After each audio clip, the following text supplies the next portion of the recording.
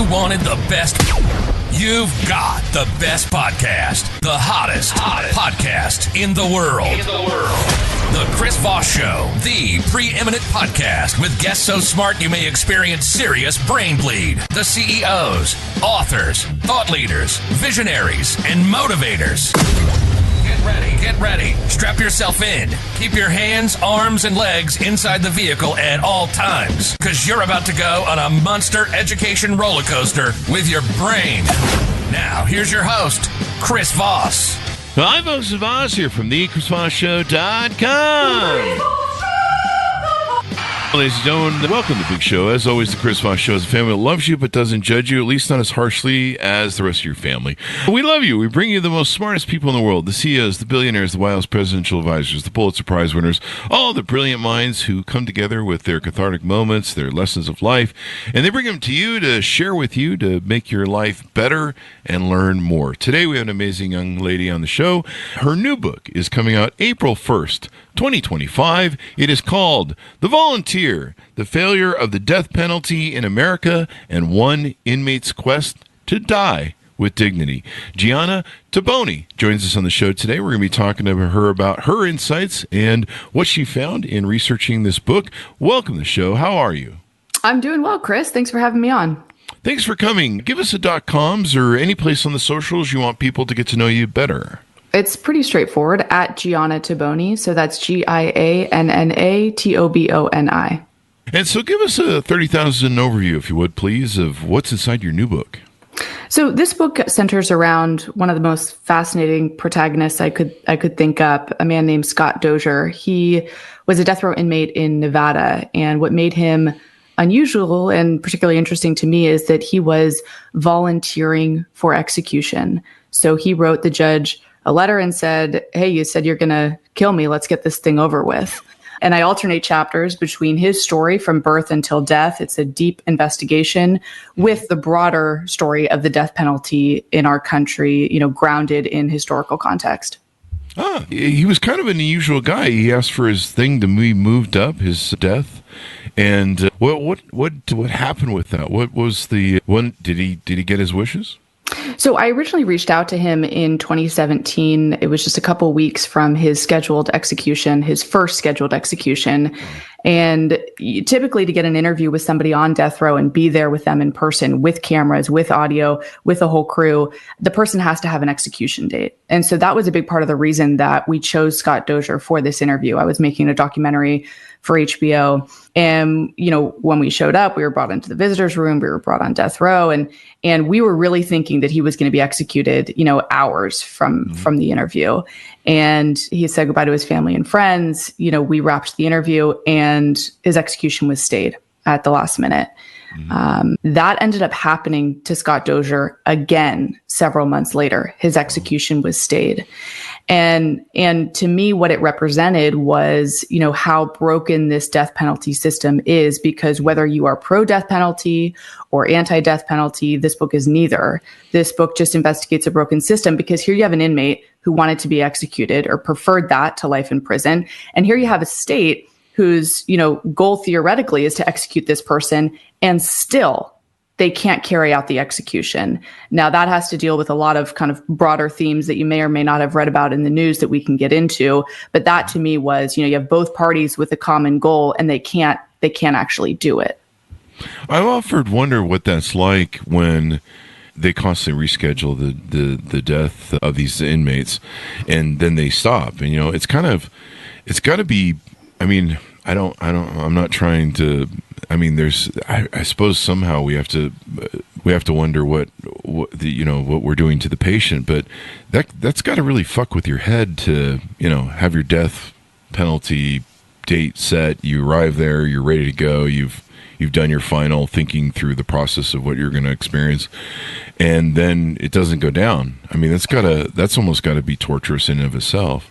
Chris, there's this really emotional scene in the book right before his second scheduled execution. His family and friends are there. They're saying goodbye. They're hugging the whole thing. And then the warden comes in and he looks at them and he says, "This execution, was stayed." And, he's there with his U.S. Army Ranger best friend and his mom and his sister and, his inner circle. And you don't actually have to sympathize with someone convicted of murder to find, this moment incredibly emotional, because it's not just the person at the center of it, the death row inmate, who, yes, it is like emotional whiplash like no other, but also the family and friends. To get to a point, obviously innocent people, to get to a point where, you're sitting in a room with your loved one, with your son or brother or husband or whatever, and to say goodbye to them and to emotionally process that you're about to see them executed by the state that you've paid taxes to for your whole life. And then all of a sudden, it's not going to happen. It's incredibly emotional. I can't imagine how anybody processes that experience. Yeah, because we try to say that, the death penalty is a sane way of doing justice. But, in recent years, there's been a lot of issues, and maybe, and I imagine you discuss this in the book, of botched death penalty carryouts, the wrong chemicals or bad chemicals, and then lately, I guess some of the chemical companies haven't been providing the chemicals, so they're trying to do other different things to do it. In fact, they just had didn't they just have a firing range one done?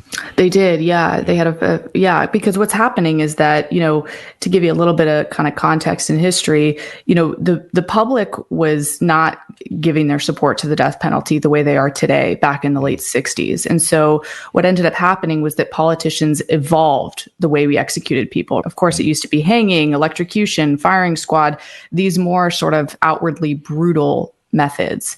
The public kind of said, we're not cool with this. And so we started to kind of evolve it. And in the late 70s, early 80s, lethal injection became the main method, which in some ways kind of sanitized execution. It pacified the public. We were all made to believe, okay, someone sits on a gurney, they go to sleep. What's the big deal? They're not suffering to death. This isn't brutal. This is medicalized. And in fact, in this book, I outline how that's not true, and how anesthesiologists and, expert witnesses who have looked into this, who have studied hundreds of autopsies, who have witnessed these executions themselves, say that, these folks are, to a virtual medical certainty, being tortured to death in many cases. And I can explain why that's the case. But that's where we've landed with this. And states continue to go to great lengths to get access to these drugs, as you've said. But in some cases, they either can't get access to the drugs, or there are, Eighth Amendment challenges. Eighth Amendment is, prohibits the cruel and unusual punishment of a citizen by its government, which prohibit them from carrying out these executions. And so inmates themselves have actually said, I'd rather have the firing squad. I'd rather have the gas chamber, because they themselves believe that lethal injection will create more suffering in their experience than, say, the firing squad. And when you look at the rate of botched execution, and this is kind of shocking, Chris, lethal injection has a 7% rate of botched execution. Firing squad is effectively 0% botched execution. So I can understand why a lot of these incarcerated folks have said, look, if I have to be executed, I'd actually prefer the firing squad. What happens in that 7% when it's botched? I think I've heard of cases of that, but I mean, that sounds like, I think they die in agony, or there's some sort of, or they have to pull them off the gurney, and I don't know what happens a lot of times in these 7%. One of the issues is that oftentimes people aren't trained, as well as they should be trained. And so they can't place the IV correctly. Sometimes they have to do a cut down procedure in the groin area of the inmate in order to get a vein. So there's that part of it. And sometimes that lasts 2 hours, of the person just being poked and prodded, which again, a lot of people may not sympathize with this person because they've committed whatever brutal murder. But I think it's important to note, because the process is not exactly professionalized in a lot of places. Really? And the second thing is not just that, but it's the drugs. And so there's a drug called midazolam. Midazolam is a sedative. So the idea is that this sedates them, it puts them to sleep, it knocks them out, makes them unconscious, right? I mean, that's what the states are saying. Yeah. And then the person gets the paralytic. This is the drug that paralyzes them so that they're not able to move their body. They're not able to show if they're in distress, but also it paralyzes the diaphragm, so stops their breathing, which they aren't supposed to feel because of the sedative, but that's not always the case. And then the third drug oftentimes is potassium chloride. And of course, these drug cocktails, vary state to state, but this is a common cocktail that you see in a lot of these states. Potassium chloride without, a bulletproof painkiller or sedative or general anesthesia really, it feels like your body's being lit on fire from the inside. Jesus. And what has happened in some of these executions is that because the sedative is so weak, it is not strong enough to mask the feeling of these strong stimuli like potassium chloride. So guys have woken up in the middle and said, I feel like I'm on fire. I feel like my body's on fire. Jeez. So they're feeling the drugs. But what might be more kind of, sinister really than that is what's happening inside their bodies that they can't articulate. So because they're paralyzed, we see some sort of gasping for air, some choking, some snorting. And what anesthesiologists, expert witnesses have said is that these people are experiencing the sensation of drowning to death because when you overdose somebody, their lungs fill with fluid. It's the process called pulmonary edema. So it's like being waterboarded to death, effectively. I mean, you are drowning, but you can't show that you're in distress because of the paralytic. I mean, it's like some gross horror movie, but that's what the experts say a lot of these guys are witnessing. And so botched executions, to answer your question, they range. It's a whole range. Sometimes blood is squirting, some out of the, IV entry point. Sometimes it's just the gasping for air. It ranges. Some is more outwardly brutal, but I think a word of warning is that just because someone looks like they're peacefully falling asleep, that's not necessarily the truth. Well, if they're paralyzed, it'd be hard for the body to show any reaction, wouldn't it? Exactly. But still, there may be something going on inside there. The professionalism you mentioned, I mean, I always assume, like probably most of the public, that there's professional doctors that show up and administer this, but now I realize that those doctors may be concerned about a liability. Is they just having some yokel at the prison do this, or how's that? I mean, it's a great point. And look, I think in a lot of places, wardens really do take this seriously and really do go through the rehearsals and, make sure that their staff is as trained as possible. And Chris, I also sympathize with a lot of these, prison employees who are doing this work because that also can cause trauma. And a lot of these people have experienced PTSD. I go in depth into that in the book. But yeah, in a lot of places, we've learned that some of the folks who are doing this work, who are placing the IVs, many of whom are volunteers, are not as trained as they should be. And we know that based on them, pointing the IV in the wrong direction, not landing a vein.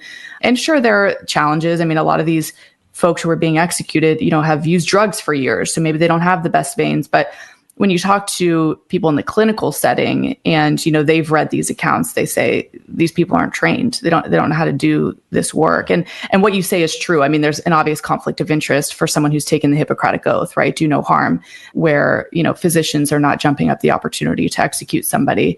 But, there are some who, they do raise their hand and they go in under, a black hood and robe in some cases that it's totally anonymous. So nobody knows what they're doing and they do it. Wow. That's wild. I thought they had this shit down, like you say, I'm part of the public and I think that they have this stuff down. What drew you to this story? What was the proponent for this? When I first wrote Scott Dozier a letter back in 2017, I didn't know if he'd call me back. And frankly, I wasn't trying to start a relationship with this guy. I just wanted an interview for the documentary I was doing. And then once I realized that he was almost perfectly representative of this broader problem in our country of how broken this system is, again, whether you agree or disagree with the death penalty, it's undeniable that the system is broken.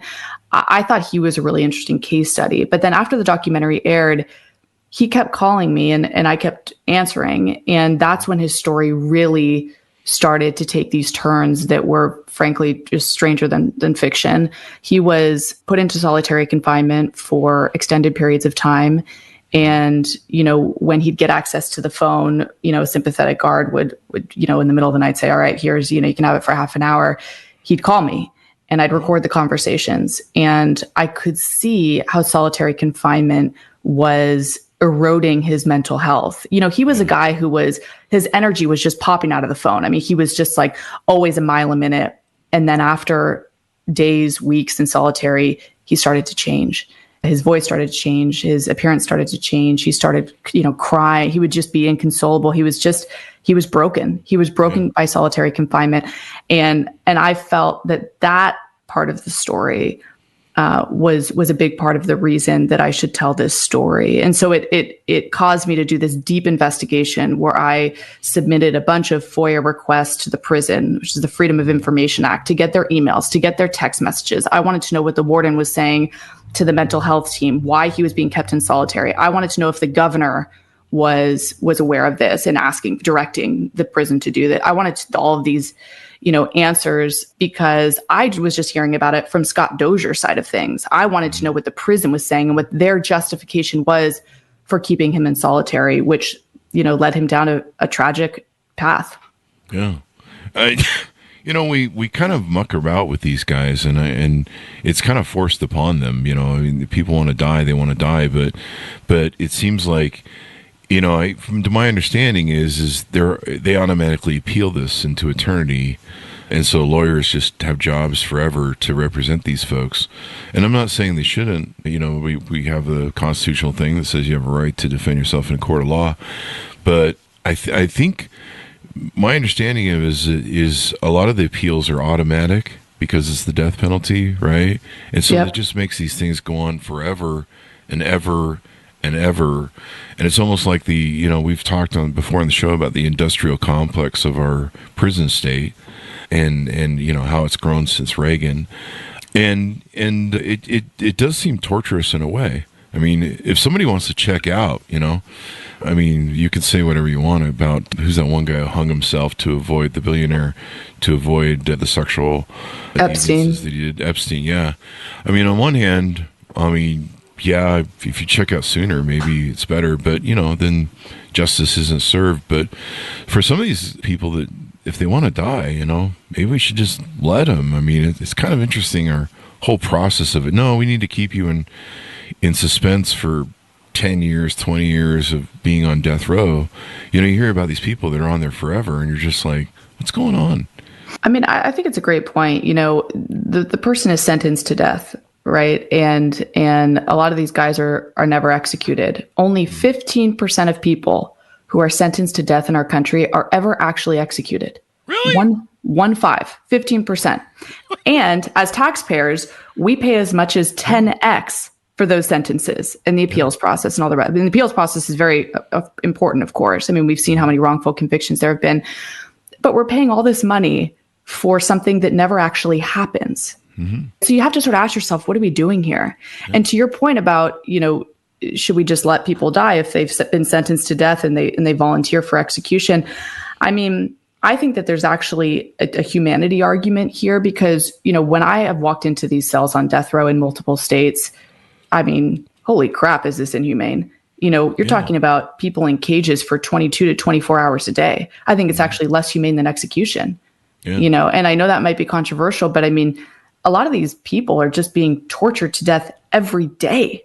I mean, people need, I believe, eye contact and human touch as much as they need food and water. Mm-hmm. And when you're in those cells, in some cases all day, by the way, every day for weeks, you lose your sanity. Yeah. I mean, this is the World Health Organization. I mean, any major medical organization would say that this is completely inhumane and it leads people toward suicidal ideation. And yes, I came to the conclusion after visiting Scott Dozier on death row that, look, if someone wants an out, they should be granted that if they're sentenced to death. When I was walking on death row in Texas and I was going to interview a death row inmate there, I glanced to my right as I was walking down the hallway, and I saw this big sort of plaque, and it had a group of employees, their photos and their names, and on top of it, it said suicide watch. And we're on death row here. And so I was thinking about it as I was walking down the hall to death row that here's a prison system that employs a group of people to ensure that these death row inmates who have been sentenced to death, who theoretically are there to be executed, keeping them from dying by suicide. So is the point that these people are supposed to die, or is the point that the state should have the honor of killing them? It's a good question. It's a powerful question. Yeah, that's something we need to think about as a public, and I'm glad you're educating the public on what's going on behind the scenes, because I've often wondered, I'm not trying to minimize what they did to their victims in any way, shape, or form, but it does say in the Constitution that we're supposed to, be human about this, at least in a certain level where we're not causing more harm than good. But yeah, if I think it's well known, well documented that solitary confinement can drive a person insane. It's kind of a way of torture, really, when it comes down to it. Yeah, and I think that's absolutely true. And when you talk to the experts on this, the physicians, that's what they say. And some of the death row inmates on Nevada, who I interviewed a bunch of them, they say it's actually used as retaliation, as punishment, that they'll be stuck in the infirmary, for suicide watch or what's called mental health observation, purportedly for their mental health, to prevent them from dying by suicide. But what they say is, no, this is used against, gang members, cartel guys. This is used to shut people up, to retaliate, Wow. And that's a big allegation, but I also had people who worked for the prison call me and say 100% that's what it's used for. We say that this is, just to sort of, ensure that their mental health is in the right place. But when someone's acting out, they get thrown there, and it teaches them a lesson. Yeah. The American public on this has kind of a throw away the key and forget about it sort of attitude, I think, to the prison system and prisoners. Is that accurate in my perception? Look, I think so. 52% of Americans favor the death penalty for someone who's convicted of murder. Okay. I think that if, Americans saw up close what was happening in these prisons, I think if Americans witnessed these executions themselves and understood what a person is experiencing mid-execution, I think that those polls might be different. I think that people may feel differently. Not to say that they would disagree with the death penalty or think it should be outlawed, but just that we're not doing it the right way. And the way we're doing it is un-American. I think that there's a difference between agreeing with the death penalty, no matter how it's carried out, no matter how inhumane it is, and agreeing with the death penalty as long as it's done within a certain code that we all subscribe to. There's a major difference there. And I think, Americans may feel differently if they knew a little more. Do you think we should have public executions to try and raise public awareness? Maybe, you saw the reaction to George Floyd, which was basically a public lynching that would have happened in the prior in the 1800s or something, in the early 1900s. And their public reaction was, they were really horrified and there was a lot of blowback. Or at least maybe we need to have public executions so that the public can become more aware of this. I don't know. What are your thoughts on how to? That is obviously such a controversial and lightning rod suggestion, but I appreciate it because I think this is the problem with execution right now. I think that states have very effectively whitewashed the brutality of executions. And I think that it's their prerogative to keep things behind closed doors, to keep the appearance of, just a man falling asleep, peacefully. And I think that if there were public executions, I think we'd have rioting in the streets. And I don't think and I say this in the book, I don't think there's been, a major protest against the death penalty with more than 50 people, in probably more than a decade in this country. Wow. People come out for Black Lives Matter and women's rights and climate change and, all honorable causes. But we're talking about torturing citizens to death here. And you don't hear a peep from the public. And I really believe it's because we have effectively sanitized this practice, made people believe that it is not brutal when in fact it is. Yeah, I mean, politicians would never do it because it would work against their cause. But if there were public executions, oh, holy hell, people would be rioting for sure. Yeah.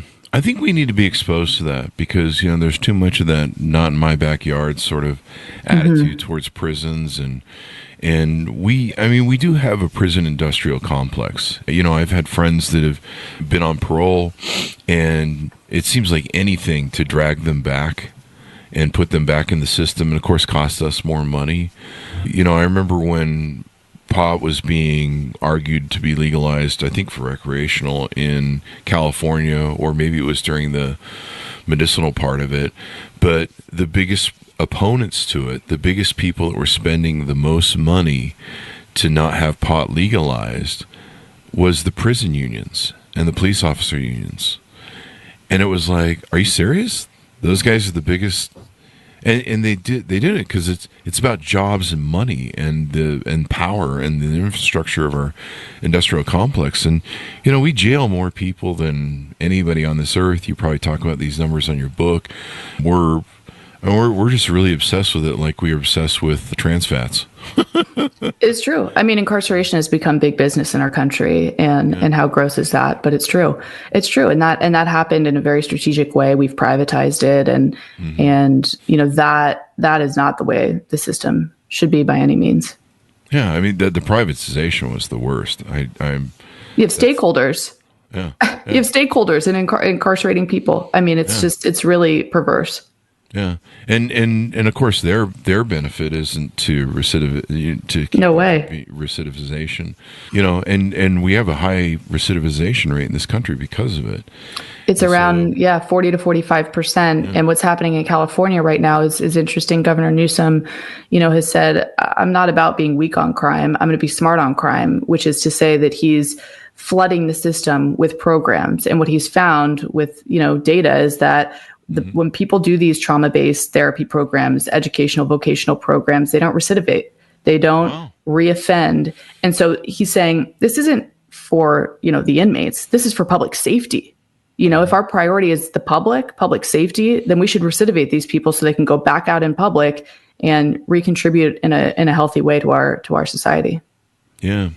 One thing that's kind of interesting is I've listened to Sam Harris's and some of the conversations about free will.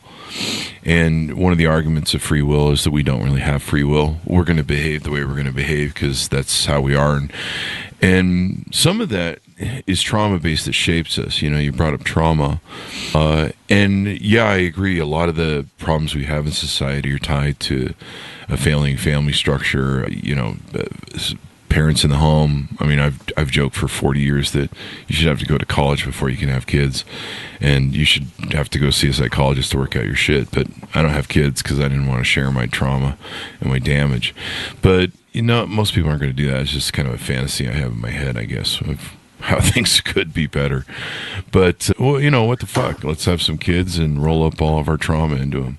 Yeah, see what happens with generational trauma. I mean, it's such a huge point that I think, particularly with incarcerated people and people on death row, it's not talked about enough. And when I met Scott Dozier and I have interviewed a ton of death row inmates, one of my colleagues, Nicole Bezorgmere, who I produced this documentary with, we had a conversation at an airport on the way to one of these prisons where, we said, at what point should a person's story begin? Because a prosecutor starts the person's story at the time of the crime, right? Here's this monster who did X, Y, Z, or prior offenses. But if you take it back to when they're a child, I mean, almost always, with the exception maybe of Scott Dozier, there is a story to tell that leads the person on their path. And I take it back. It is the case with Scott Dozier too. But you find a lot of times with these guys, they were traumatized, they were abused, they didn't have the benefit of childhood sobriety. They experienced head trauma. They had some kind of severe mental illness where, auditory hallucinations started from a young age that caused them to assault partners. And look, I'm not one to sympathize with someone convicted of domestic violence. I feel like I'm pretty hard line on that kind of thing. But when you interview someone as I have who has killed a spouse, killed a child, but who has severe mental illness, who experiences psychosis, who has voices telling them that if they don't kill the child, the devil will take them. Wow. You begin to think about the issue a little differently. It begins to complicate, your view of the so-called monster behind bars. Mm-hmm. Yeah. It's damaged people damage other people. And, maybe there's a time that we look at, I remember we had an author on the show who talked about the Reagan years. And one of the problems that happened in the Reagan years is Reagan took away all the mental health clinics and support that were out there in the public. And they just increased the police presence. And the story was from this young lady they were raised in the ghetto, and her mother was an alcoholic. Well, her mother was pretty stable and working before Ronald Reagan, and the start of this whole police state, if you look at the curves. And she was fine. She was functioning. She was still an alcoholic, but she was going to the meetings or whatever sort of welfare system we had for that before Reagan. And then Reagan came along and they wiped all that away. And this is almost like a purposeful hand, if you understand Reagan's liberalism, the racism of the shining city on the hill, et cetera, and what he brought in. But as soon as they took away that support system, her mother was, deep in alcoholism. Next thing you know, she gets picked up by the police. Next thing you know, she's in prison. Next thing you know, she can't get out of the system. And like I say, I've had friends that they've done time and they've gotten good, and they've done helpful programs in prison. They come out and just the simplest thing can drag them back in. And the parole agents, I'm not knocking parole agents, but it's almost like they want to drag you back. Like you escaped our little system, now we need you back. And just the simplest thing can claw you back. And simplest infraction, even if you don't communicate with your parole agent, they can claw you back. And it's almost like the system just kind of is this monster that just feeds itself and holds whoever gets entangled into it and the thing. And I think more and more we need to look at recidivism rates and how to keep people, and some of the things we're talking about here. Maybe in rehab we deal with people's trauma from their childhood, their issues, and everything else, and maybe we should be doing more of that instead of just throwing away the key and having the public forget about these people. I mean, the thing is, for I think probably 95% of people who are incarcerated, no matter if it's for drug dealing or murder, can be rehabilitated with the right programs, with the right accountability measures, with tough parole boards who aren't going to let, the guys who are just going through the motions through. This works. There's data that shows this works. It works in Norway. It's starting to work in California and other states, North Dakota, Washington. I think culturally we have a problem, though. Culturally, we can't get past, the idea that we don't forgive people who have killed. I think that there is a deep, devotion to holding people to account and not forgiving folks who have, it's the eye for an eye, effectively, right? We can't let go of that biblical verse in many parts of this country.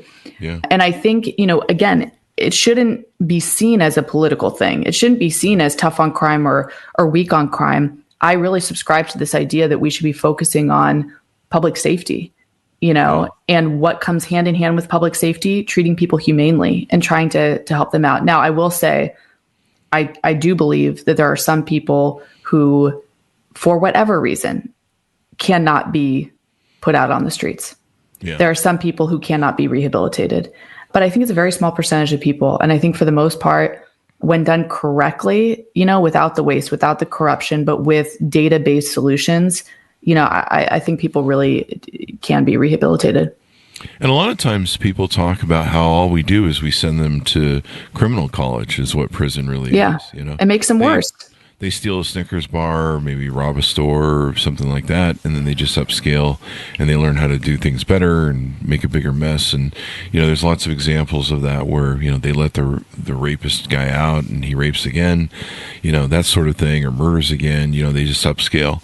And we should focus on fixing these people. We have a lot of this discussion with psychologists and people come on the show about child-based trauma and how it affects the arc of their lives. And, we throw so much money at this industrial complex of prisons and nobody else does this.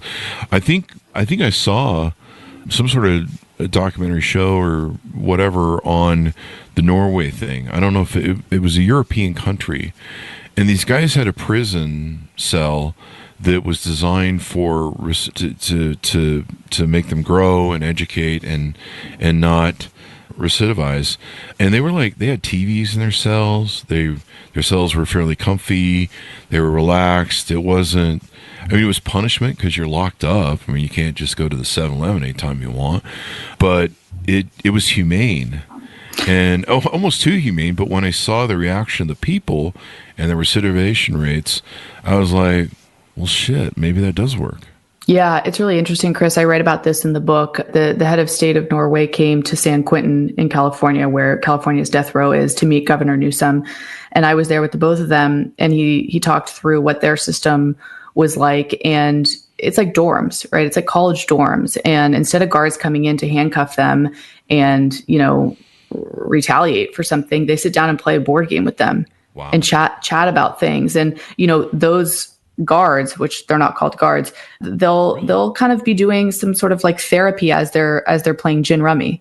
It's a very different approach. And like you said, it's data-based, and it has shown that it works. And by the way, in Norway, we're not talking about low-level criminals. They're murderers is who they're putting through these programs.